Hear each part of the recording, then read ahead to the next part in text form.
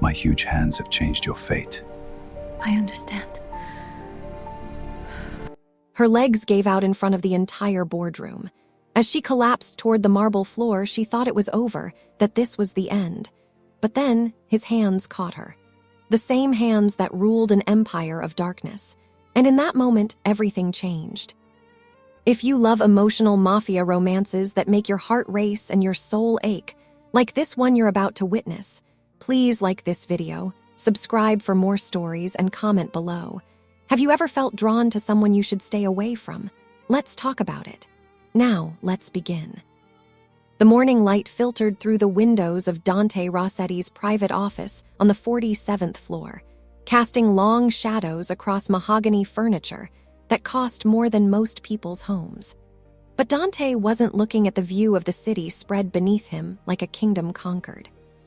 His dark eyes were fixed on the woman standing in the hallway through the frosted glass partition. And for the first time in his 42 years spent building an empire through violence, ambition, and ruthlessness, he felt something shift inside his chest. He didn't know who she was, not yet. What Dante Rossetti knew was power. He knew how to read a man's weakness in the flicker of his eyelid, how to break an enemy's resolve with a single word, how to make grown men fear the sound of his footsteps. He was the patriarch of the Rossetti family, one of the most feared crime syndicates on the East Coast. His hands had built empires. His hands had also destroyed them. There was blood under his fingernails that no amount of expensive soap could ever wash away, and he'd made peace with that darkness long ago. Until the moment he saw her. Her name was Myra Delacroix, though she had no idea that the man whose empire she was about to walk into even knew who she was. She was being brought into the boardroom as a forensic accountant hired by Russo and Associates, a legitimate firm that had no idea they were about to work with the most dangerous criminal enterprise in 3 states. Myra had no context for the world she was entering. She had no way of knowing that the elegant glass table in the conference room had been polished by housekeeping staff who had signed ironclad NDAs, that every window was one-way glass monitored by security cameras, that the men sitting around that table controlled lives the way most people controlled chess pieces. She only knew that she desperately needed this job. Myra had come from nothing. Her childhood was a blur of eviction notices, her mother's pharmaceutical addiction, and the constant ache of hunger in her stomach. She'd clawed her way to an accounting degree through night school while working 3 jobs. She'd built herself from dust and determination. The bruises on her arms and ribs, fatting now, turning from purple to yellow, were from her ex-boyfriend, Marcus, who had decided 3 weeks ago that her ambition was threatening to his ego. He'd made sure she understood that a woman who made more money than him had no business leaving him. When Marcus had finally passed out drunk, she'd packed 1 suitcase and walked out of the apartment they'd shared in Queens. She'd slept in her car for 2 nights before her best friend Keisha had found her and taken her to her sister's place in Brooklyn. For 2 weeks, Myra had hidden, applied for jobs where she knew her ex-boyfriend's network wouldn't find her. This job at Russo and Associates felt like a lifeline. She had no idea it was going to be so much more. Walking into that boardroom felt like walking into the mouth of a beautiful predator, though Myra wouldn't have been able to articulate that feeling if someone had asked. There was something about the atmosphere in that room, the way the 6 men sitting at the table all straightened when she entered, the weight of their attention, the subtle power dynamics that created an almost oppressive silence. And then there was him. Dante Rossetti stood at the head of the table, and every man in the room seemed to shrink in his presence. He was tall, perhaps 6'3", with shoulders that filled his expensive Italian suit like stone filling a mold. His dark hair was swept back from a face that was almost beautiful in its severity, sharp cheekbones, a strong jaw, and eyes so dark they looked like they could see through lies and into the raw truth of a person's soul. He was beautiful and terrifying in equal measure. "Ms. Delacroix," he said, and his voice was like rough velvet, each syllable coated in authority and something darker, something ancient and dangerous. "Thank you for joining us. We have some rather complex financial structures we need reviewed. I trust you have the necessary discretion for this work." The way he said discretion made it clear that it was not a question, but a condition of employment. Myra's mouth went dry. She nodded, not trusting her voice. "I understand," she managed to say. "Do you?" His eyes moved over her face, and Myra felt like he was reading something about her that she hadn't even spoken. "Tell me, Ms. Delacroix, what do you know about the Rossetti name?" Myra's stomach dropped. She'd done her research, minimal, surface level, before taking this job, but she hadn't dug deep enough. Now, standing in front of this man, she was beginning to understand that she'd made a terrible mistake. "It's an old family," she said carefully. "Italian heritage, I assume from the name." A smile crossed Dante's face, not a warm smile, but something that suggested he found her answer amusing and also somehow predictable. "Old family is one way to describe it," he said. "Another way would be to say we're the family that owns half the city's shipping operations, most of its gambling establishments, and anyone foolish enough to borrow money from us. But old family works just as well. You'll be seeing some of our structures, all perfectly legal, of course." Again, that emphasis on the final phrase that made it clear nothing was perfectly legal. "And in return for that privilege, you will speak to no one about what you see. Do you understand?" Myra understood she was in over her head. But she also understood that saying no meant going back to sleeping in her car, and she wasn't sure her spirit could survive that twice. "I understand," she whispered. Dante's eyes lingered on her for a moment longer, and then he nodded to one of his associates. "Take Ms. Delacroix to the secondary office. She'll need access to the accounts in the private server. Give her whatever she needs." As Myra turned to leave, she could feel his eyes on her, and when she glanced back, there was something dark and unreadable in his expression. Something that looked almost like recognition, as if he'd seen something in her that he understood. She had no idea that Dante Rossetti was someone who recognized broken things, because he was broken too. For 3 weeks, Myra worked in the secure office on the 45th floor, buried in spreadsheets and financial codes that painted a picture of a vast criminal empire masquerading as legitimate business. She tried not to think about what the numbers meant. She tried not to think about the fact that she was now complicit in something dark, something that would follow her forever. The bruises on her arms faded completely during those 3 weeks. The physical wounds healed, but something inside Myra remained fractured. She tried to avoid the main offices, the boardroom, anywhere she might encounter Dante Rossetti again. But the city is small, and the Rossetti office is even smaller. She'd see him in the hallways, moving with the lethal grace of something predatory, flanked by associates and yes-men. She'd see him in the lobby, phone pressed to his ear, his voice carrying across marble in that rough velvet tone that made her pulse quicken in ways she refused to examine. He never acknowledged her, never gave any indication that he remembered the woman who'd nearly collapsed in his boardroom that first day. Except he did see her. He saw her every single time. Dante prided himself on control. The Rossetti empire had been built on it, the ability to make calculated decisions, to separate emotion from action, to treat every variable in his life like a chess piece to be moved strategically. He had never, in his entire existence, allowed personal feeling to interfere with business. His reputation for ruthlessness came in part from this, his willingness to sacrifice anything, anyone, if the business demanded it. But there was something about Myra Delacroix that was unraveling that carefully maintained control.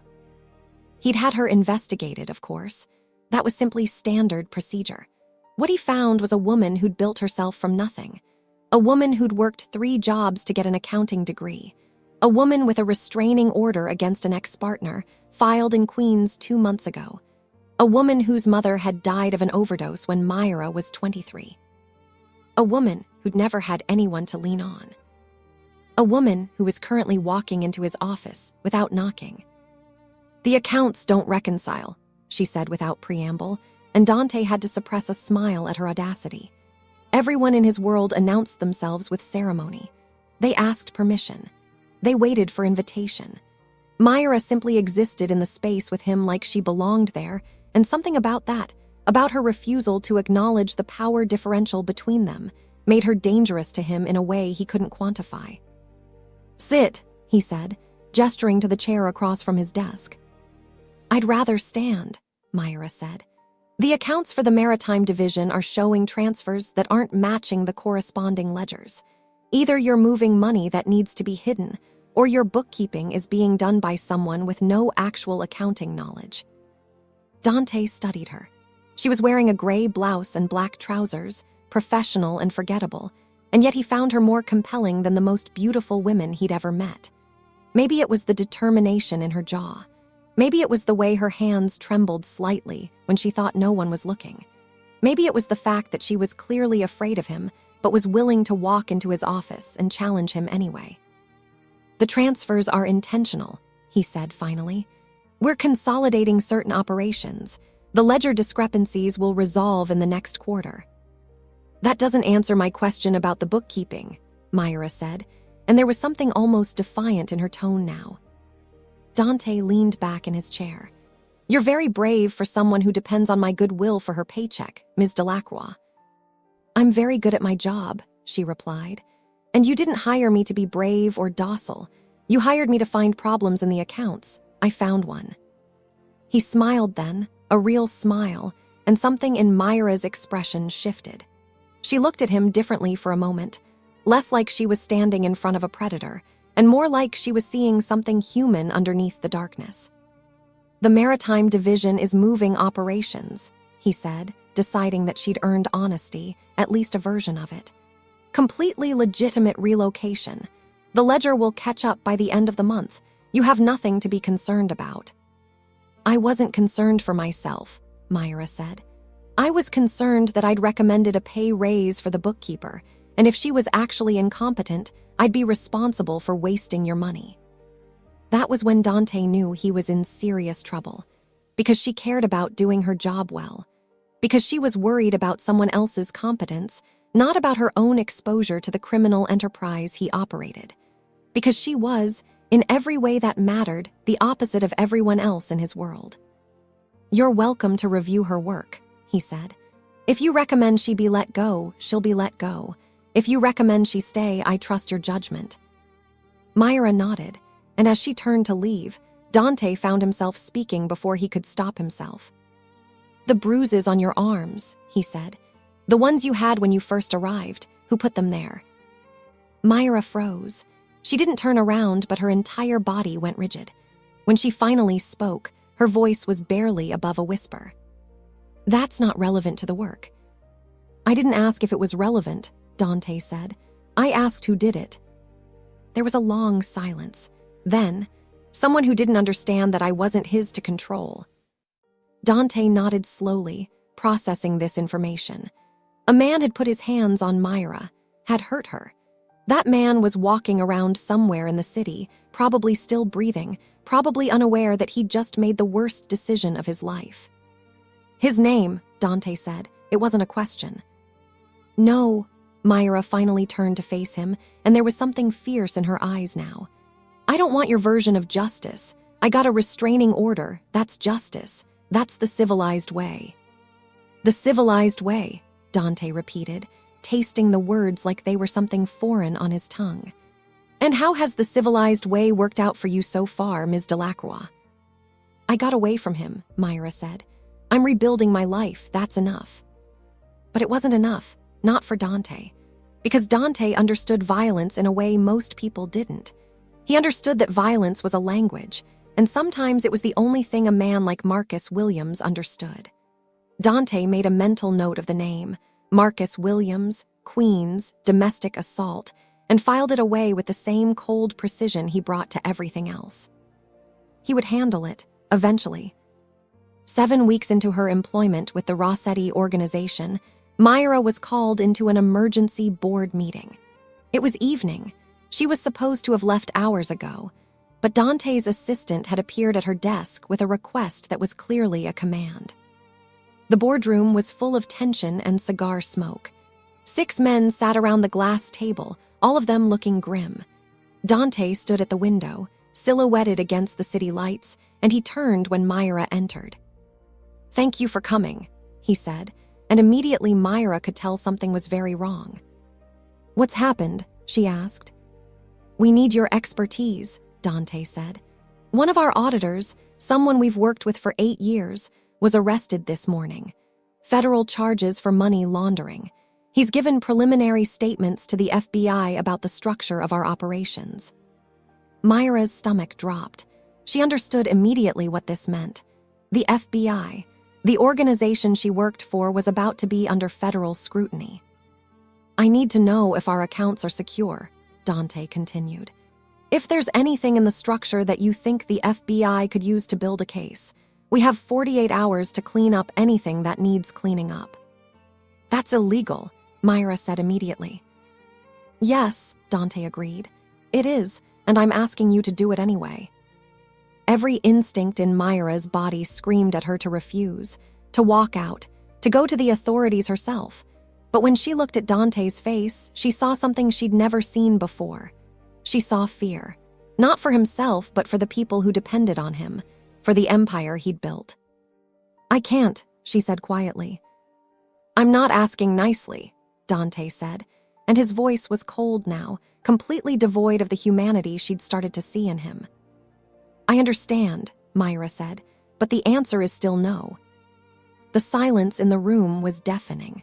The other men watched to see how their boss would react to being defied, but Dante just nodded slowly, as if he'd expected this. "Leave us," he told the others. As the men filed out, Myra's heart was hammering against her ribs. She just refused the most dangerous man she'd ever met. She just potentially signed her death warrant. When they were alone, Dante moved closer to her. "You understand what you're doing?" he asked softly. "I understand," Myra said. "I'm turning down what you're asking. I'm risking my job, my income, my stability. But I can't be complicit in destroying evidence. I can't look myself in the mirror if I do that." Dante studied her for a long moment, and something in his expression shifted. Something that looked almost like admiration. "Do you know why I hired you, Myra?" he asked, and it was the first time he'd used her first name. "Because I was qualified," she said. "Because I knew you'd say no," he said quietly. "I needed someone who could look at my accounts and tell me if there was a problem. Someone I could trust to tell me the truth, even if it cost them. Everyone else in my life, they tell me what they think I want to hear. They're afraid. You're not afraid of me. Not really." "I'm terrified of you," Myra whispered. "Of what I could do to you," Dante said. "That's different from being afraid of who I am. And who you are, Myra, is someone with integrity. Someone who is willing to break the law to survive, but not willing to break her principles. That's rarer than you'd think." He walked closer until he was standing directly in front of her. His hand came up, and for a moment Myra thought he was going to touch her. Instead, he gestured to a chair. "Sit," he said. This time, Myra sat. "The accounts are already clean," Dante said. "We're clean the moment we learned our auditor had been arrested. I knew he would break eventually. The pressure, the fear, the deal they always offer. I've been preparing for this scenario for 5 years. I wanted to test you, to see if you would compromise your integrity for me." "And if I had?" Myra asked. "Then I would have known something I needed to know," Dante said, "and acted accordingly." Myra felt sick. "You were going to let me incriminate myself to see if I was worthy of your trust." "I was testing whether you were the kind of person I could trust," Dante said. "There's a difference." "That's a dangerous game," Myra said. "My entire life is a dangerous game," Dante replied. He pulled a chair around and sat across from her, close enough that she could see the weariness in his face. "Do you know what it's like to build something like this? To have to trust people, knowing that any one of them could take you down. To have to hurt people, knowing that people you care about might be in the collateral damage." "No," Myra said, "I don't."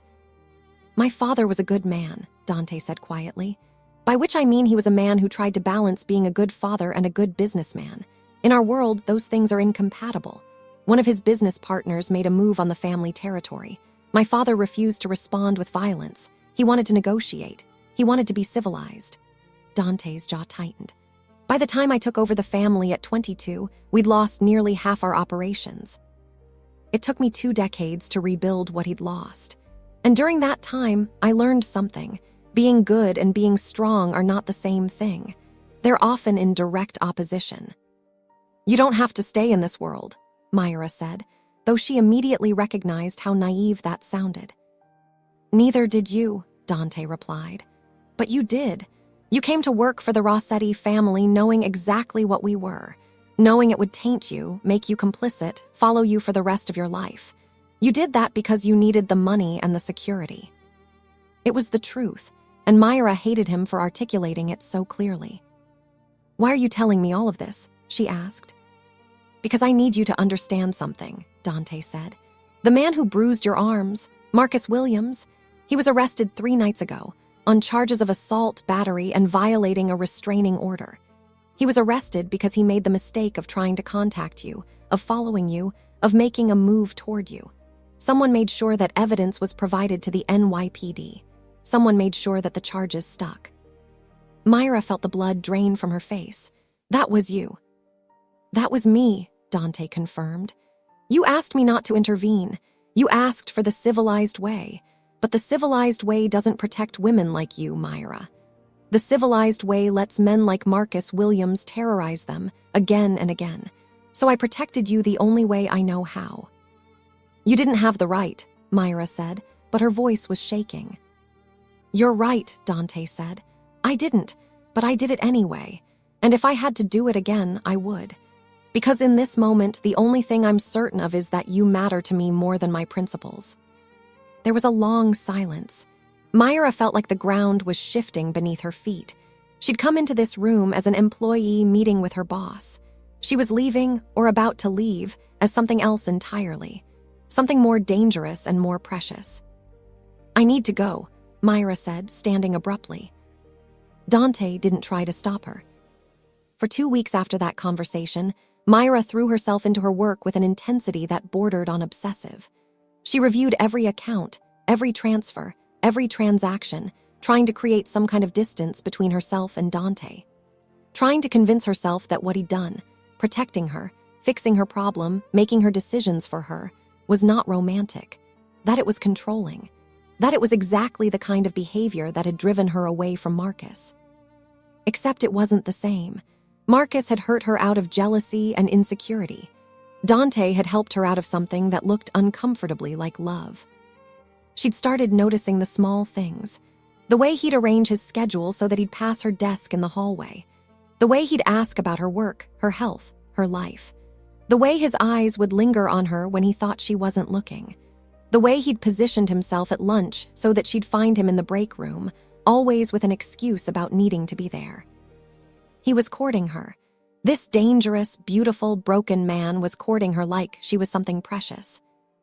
And against every instinct of self-preservation, she was starting to feel courted. On the evening of the 15th day, Myra was working late when she felt a presence in her office. She looked up to find Dante standing in her doorway, holding a container of the takeout she'd mentioned loving 3 weeks prior in a passing conversation. You skipped lunch, he said. Again. I'm not hungry, Myra lied. Eat, he said, and set the container on her desk. That's not a request. Despite everything, Myra smiled. You're very bossy. I am, Dante agreed. He pulled up a chair and sat beside her, close enough that she could smell his cologne, something dark and expensive that made her want to lean toward him. I've been thinking about what you said, about the civilized way. And, Myra asked, opening the container of pad thai. And I think you were right, Dante said. But I also think that the civilized world operates under a set of rules that I don't abide by. So when I saw someone hurting you, I couldn't respond in a civilized way. It's not in my nature. You have a choice, Myra said between bites. You could choose civility.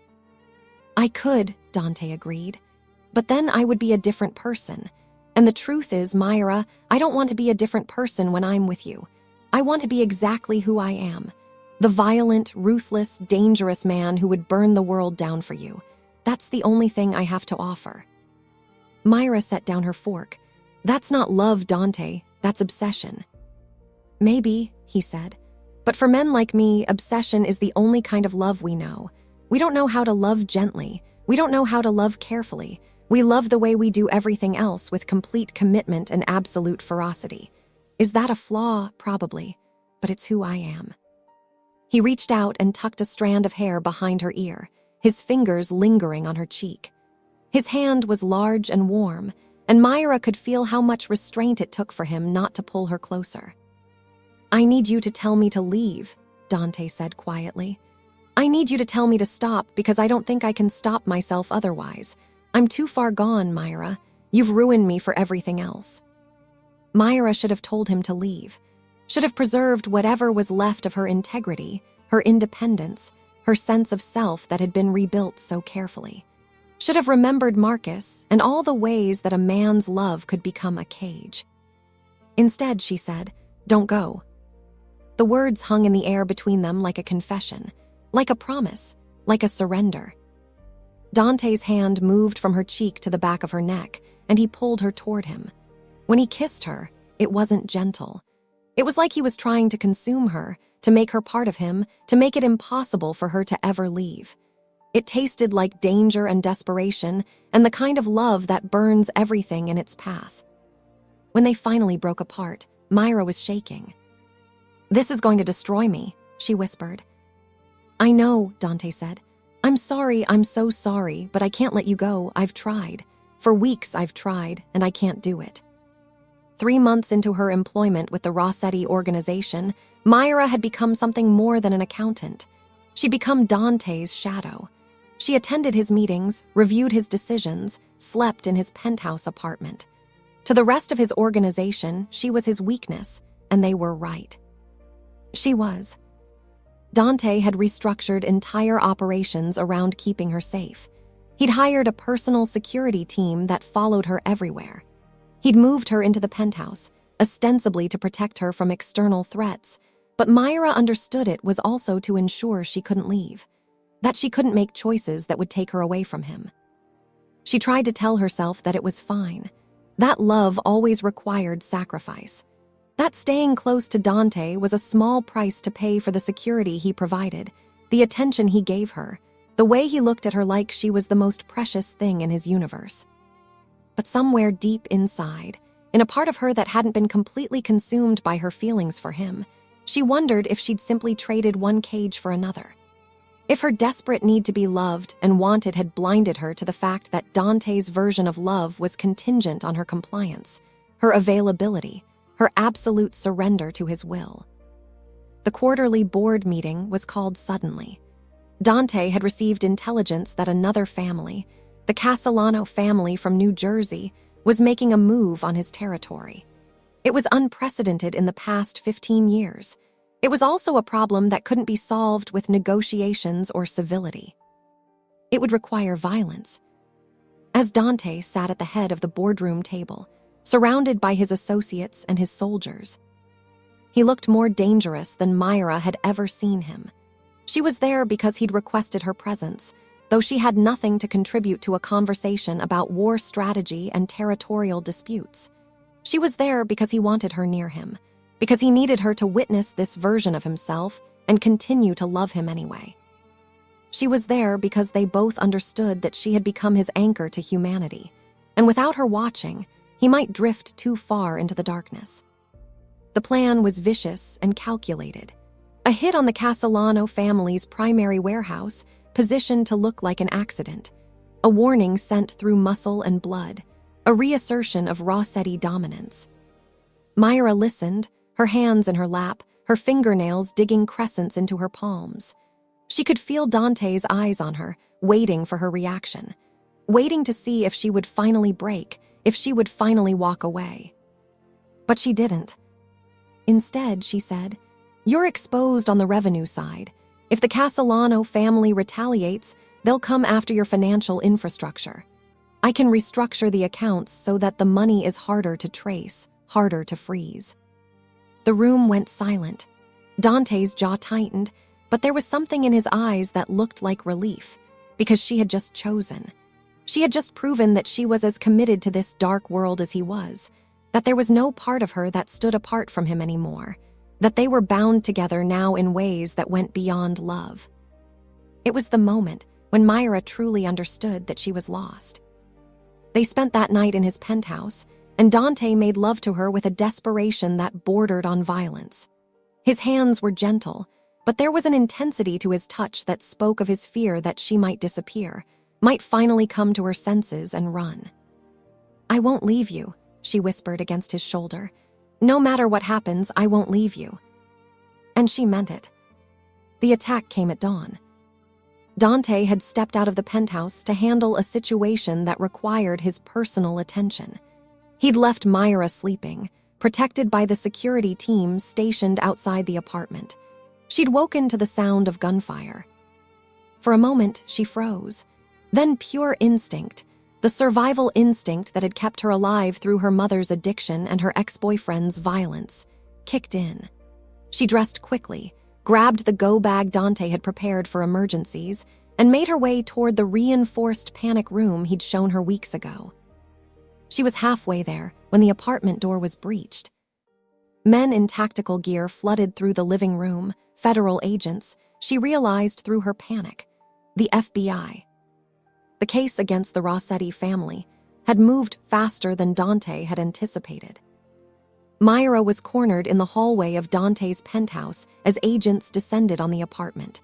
They were shouting instructions she couldn't comprehend, weapons raised, her hands up in a gesture of surrender. "Where is Dante Rossetti?" one of the agents demanded. "I don't know," Myra said, which was true. She had no idea where he'd gone. "You're under arrest for conspiracy to commit money laundering, conspiracy to commit racketeering, and accessory after the fact in multiple violent crimes," the agent said, and Myra felt her world collapse. This was the price of her choice. This was what it meant to love a man like Dante. Not romance or passion, but prison cells and federal charges and a future that was now irrevocably tainted. As the agents read her rights, Myra made the choice she should have made weeks ago. She decided to cooperate, to testify against Dante, to save herself even if it meant destroying him.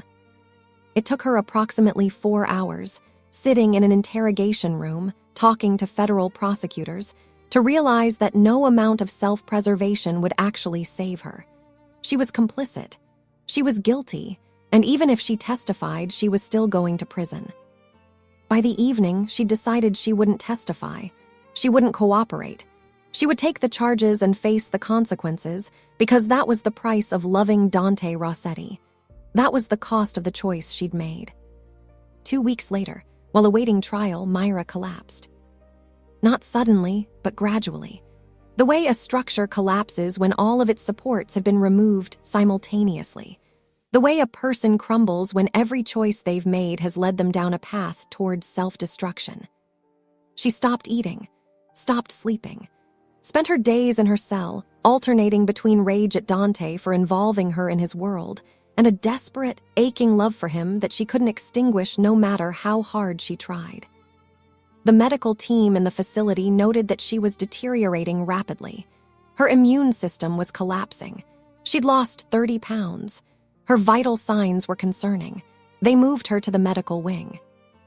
And then, on a Tuesday morning, during a hearing to determine her bail amount, her body gave out. She was sitting in the courtroom, represented by a public defender who barely knew her name, when the room began to spin. The judge was speaking, words about her flight risk and her connection to a known criminal organization. The prosecutor was arguing that bail should be denied, that she was a danger to society, that she should be remanded until trial. And Myra simply couldn't remain upright anymore. Her legs gave out. The strength that had carried her through years of poverty and abuse and fear finally abandoned her completely.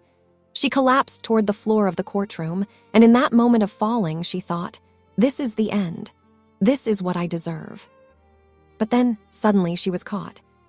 Strong hands, huge, capable hands that felt like they could carry the entire weight of the world, grabbed her before she hit the ground. Arms encircled her, pulling her into a body that felt like home in a way that nothing else in her life ever had. Dante. He'd walked into that courtroom in defiance of everything, of the arrest warrant, of the charges, of the danger to himself. He'd been waiting in the back, and when he saw her collapse, he'd moved without hesitation, without concern for his own safety. "I have you," he whispered against her ear. "I have you, I'm not letting you go." And as the marshals moved to apprehend him, as the courtroom descended into chaos, as the armed officers surrounded them both, Myra felt something shift inside her chest. Not love, she'd already given him that, so completely that it had nearly destroyed her, but recognition, understanding. She understood in that moment that she'd been asking the wrong question. The question wasn't whether loving Dante was good or bad, safe or dangerous, wise or foolish. The question was simply, could she survive without him? And the answer, she realized, was no. Dante was arrested within seconds of catching her. As the marshals pulled him away, he never took his eyes off her. And Myra, even as she was being loaded onto a gurney, even as the paramedics were checking her vital signs and discussing her emergency transfer to a hospital, was watching him. What should have ended it didn't. What should have been a wake-up call was instead a confirmation. She loved him, not in spite of who he was, but because of it. In the hospital, as she was recovering from acute malnutrition and total emotional collapse, Dante used every connection he had left, and there were still many, to ensure she was protected. Men he trusted stationed themselves outside her door. Information flowed to him about her condition despite his imprisonment. He reached out through a network of criminal associates and family members who would never betray him. 3 weeks into her hospitalization, she received a visitor. It was Vittorio Rossetti, Dante's younger brother. He carried himself with the same dangerous grace as Dante, though where Dante's presence was commanding and oppressive, Vittorio's was calculated and cold. "My brother is a fool," Vittorio said, sitting beside her hospital bed without invitation. "He's risked everything for you, his freedom, his empire, his life." "I didn't ask him to," Myra said, though her voice was weak. "No," Vittorio agreed. "He did it anyway, which is why I'm here." He pulled an envelope from his jacket and set it on the bedside table. Within that envelope is a new identity. Documents, passports, bank accounts in your name with $5 million. A plane waiting at a private airfield in Connecticut. He's arranged for you to disappear. Myra stared at the envelope like it was a snake. Why would he do that? "Because he loves you more than he loves himself," Vittorio said. "Which, in a man like my brother, is extraordinary and foolish in equal measure. He's taking a plea deal, full cooperation with federal prosecutors in exchange for your immunity and protection. He's dismantling his own empire to save you." "No," Myra said, trying to sit up despite her weakness. "He can't do that." "He's already done it," Vittorio said coldly. "The question is whether you're going to waste that sacrifice by staying here, by going to trial, by letting yourself be consumed by guilt and love, or whether you're going to do what he's asked of you, which is to live, to take the money, to disappear, to become someone new." "I won't leave him," Myra said, and even she could hear the desperation in her voice. "He's not asking you to stay," Vittorio said. "He's asking you to leave. He's asking you to survive. Because if you don't, if you throw away the second chance he's giving you, then everything he's sacrificed will have been for nothing." Myra didn't take the envelope, didn't disappear, didn't become someone new. Instead, she sat in the courtroom 3 months later as Dante Rossetti entered a guilty plea to charges of racketeering, money laundering, and conspiracy.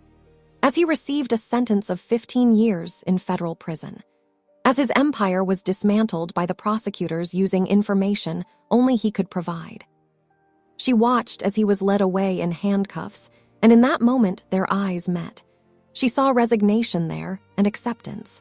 She saw a man who had made peace with the price of the choice he'd made. What she didn't see was regret.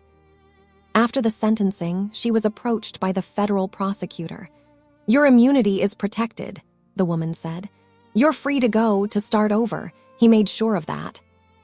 Myra nodded, but she didn't leave. Not yet. For the next 2 years, she visited Dante every weekend that the federal prison allowed visitors. She sat across from him in the visitation room, separated by glass and circumstance, and they talked. About his past, about her future, about the impossible thing that had happened between them in the darkness of his world. Dante had time to think in prison in a way he never had before. Time to examine who he was and how he'd become that person. Time to contemplate his feelings for Myra without the overlay of possession and control. "I was wrong," he told her during one visit, nearly a year into his sentence.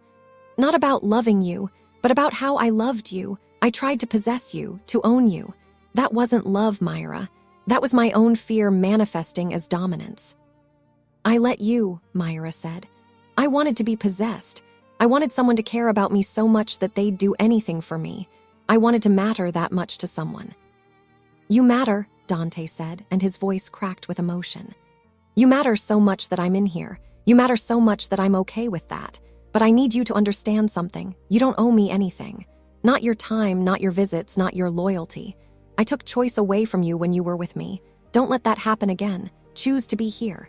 But also choose to live. Choose to build a life that doesn't revolve around me." Myra found work at a legitimate accounting firm. She completed a master's degree.